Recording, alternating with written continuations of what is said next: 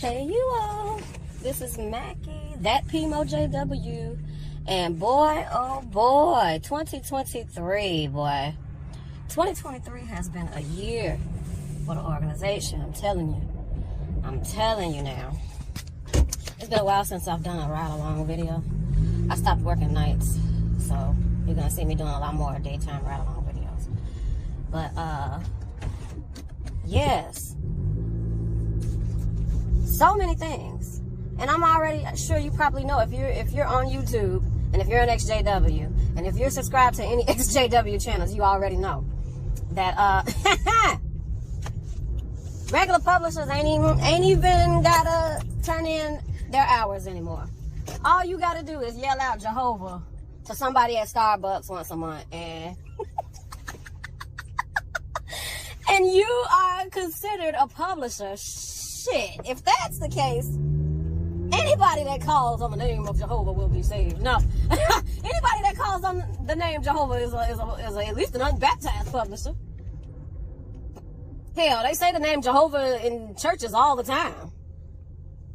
Unbeknownst to them, they're unbaptized publishers. What is this gonna mean? What is this gonna mean for not? Wait a minute. Let's go back. How do the regular publishers feel right about now? Saltier than Lot's wife. Okay, let me tell you why. If you grew up in the 70s, 80s, 90s, and the early 2000s, all the way up until now, you feel salty in the mug. All those hours you put in, the blood, sweat, and tears, the sacrifices you made, all for what? For nothing now. Because now, you don't even have to do that anymore. Think about it. If you lived during that time, and if you could foretell the future, oh, in 2023, it won't even be necessary, would you have gone so hard in the paint in field service? No, you wouldn't have. I am so glad that I wasn't really like a gung-ho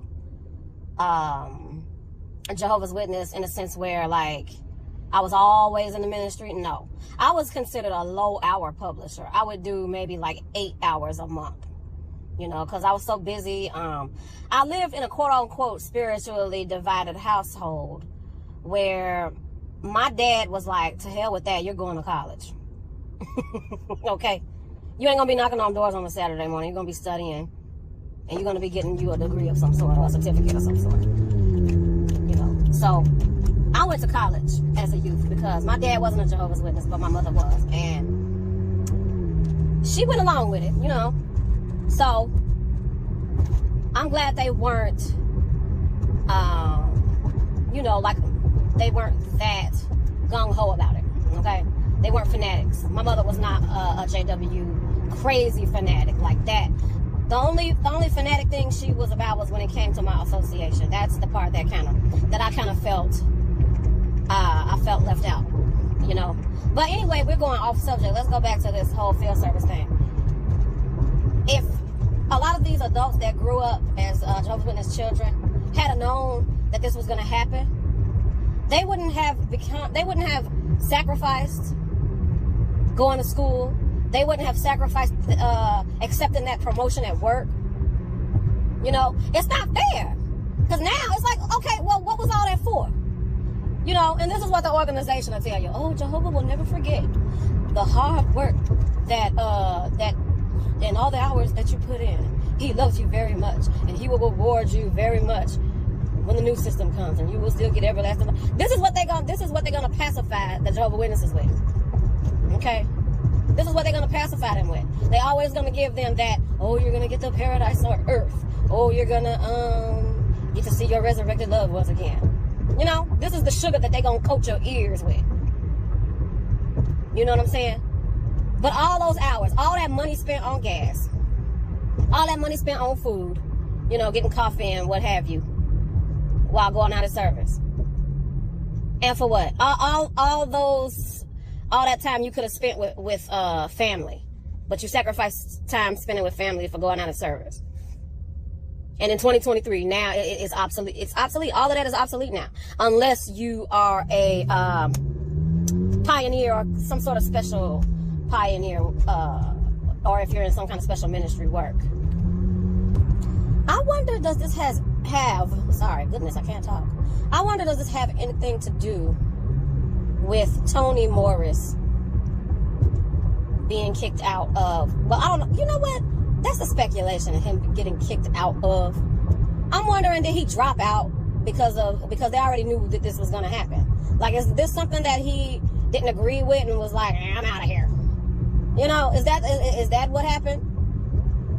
You know, because if Toni Morris is the type of person that he real outspoken, he gonna speak his opinion, and you know, they replaced him with two dingbats that's just gonna do whatever.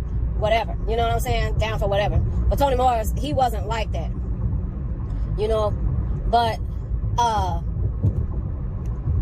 that is the whole meaning of being a Jehovah's Witness. You take that away, and now what? What are they gonna do now? You know?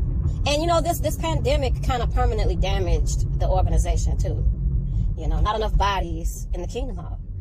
You know, I've been in a Kingdom Hall since the pandemic. I've been at assembly halls since the pandemic. It is just so remedial. Once I waken up from this, everything just seems so elementary, you know? Kingdom halls are so empty. You know, it had to been maybe about 80 people in there. You know, and this was when I went, maybe about a year ago, since I stepped foot in a Kingdom Hall. Oh, I did go to the, I think I went to, yes, I did go to the memorial. But I'm talking about like a regular meeting, because I'm a P.I.M.O, okay?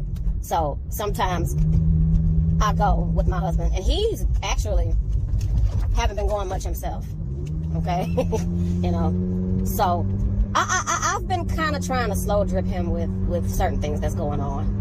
You know, and he kind of accepts the fact that, you know, I have my doubts. You know, it's been 7 years since I actually 100% believed in this stuff.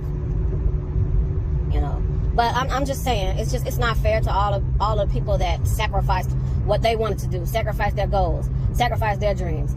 You know, sacrifice that promotion at work because they have to make those hours in field service. Otherwise, they're a shitty Jehovah's Witness pioneer. This is how they're going to make you feel. This is how they're going to make you feel. You know, this is how they made you feel back in the day. It was all about the hours. It was very, very hours oriented. And now that people aren't going out in service, this is part of the reason why they stopped counting the hours, you know, with the yearbook and everything. They don't even do that anymore. It's just not fair. It's not fair. This and I was looking at I forgot whose podcast it was. It may have been Critical Thinkers podcast, but this younger generation, they're not even going to know what it's like to be like an original Jehovah's Witness. They're not going to know what it's like to be a kid and have to knock on doors and be embarrassed to run into a classmate. You know, and then that Monday morning, they sit there and talk shit and laugh at you. I saw you knocking on doors, church girl. Ha ha. Yeah, I got all of that. I got all of that when I was a witness kid. They're not gonna have to deal with that now, unless they decide they want to be a pioneer as a child or something. And this is probably gonna create division amongst the regular publishers and the regular pioneers, because the pioneers, they still have to turn in their time, so they're still gonna feel more important than the regular publishers. You know, they're still gonna feel more important. So it's crazy.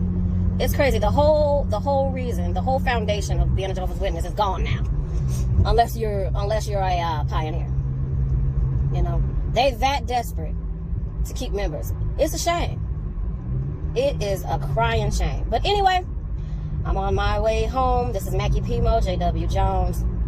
Question everything. Don't be afraid to ask questions. Don't be afraid to think outside the box, and don't be afraid to do outside research, because it can save you time and it can save your life. All right, love you all. Bye-bye.